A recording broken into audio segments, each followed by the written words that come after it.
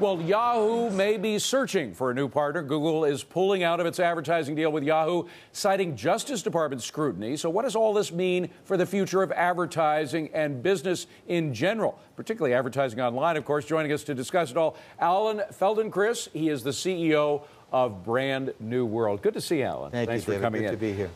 You think it's a good thing that this deal is not going to happen. Why? I do. I think that, I've been in this industry for 11 years now, and in the interactive marketing segment of it, and Brand New World is an agency that produces websites and interactive advertising. We're very deep into this segment, if you will. I believe that over 90% of the search ad revenues would have been controlled by the combination of Yahoo and Google. And 90, that's as close to monopoly as you can get, right? And 90% is 90%. In any category, it's a big Well, I number. generally do not like government regulation, but there are certain times at which it prevents monopolies from taking place. Do you think that they had legitimately spotted a monopoly?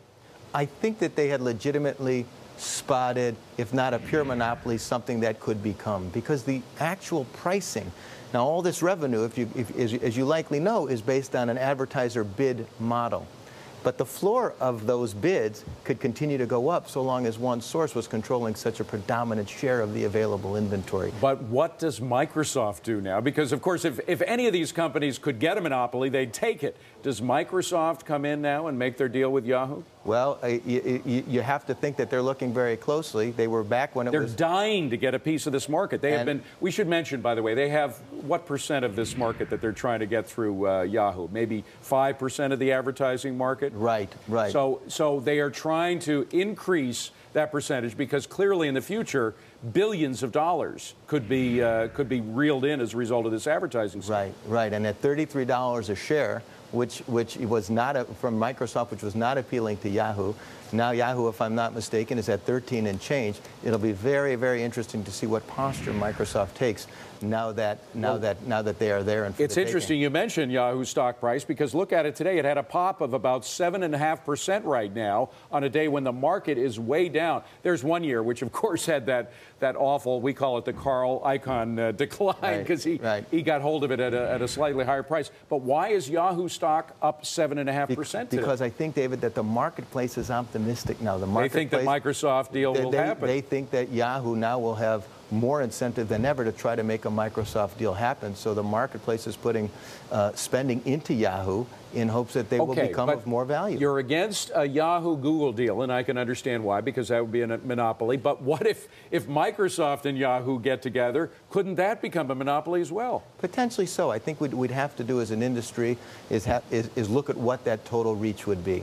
Certainly it would be significantly less than if they were with Google, which has such a lion's share of organic and paid search that it would be large, but it wouldn't be as foreboding as I believe an alliance with Google would be. The question I have, though, and it's probably answered by a simple question from answer from an expert like you, if it's so profitable, why don't we have dozens of other people in this trying to get a piece of that advertising revenue? At one time, I believe we did, but at the end, it's up to the consumer.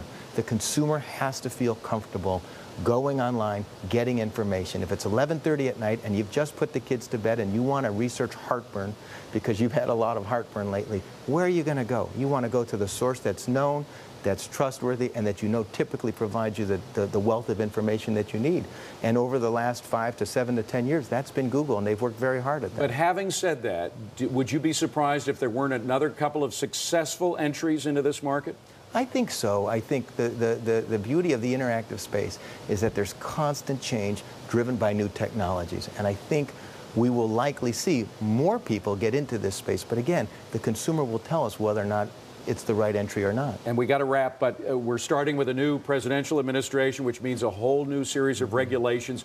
What would be the best regulatory changes that could be made that it would encourage this demonopolization of this market?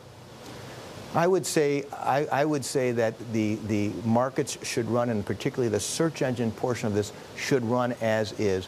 Currently strong, separate entities, and let the consumers decide based on where they want to visit how this should all shake out. You think the politicians are doing the right thing now in Washington with regard to regulating this industry?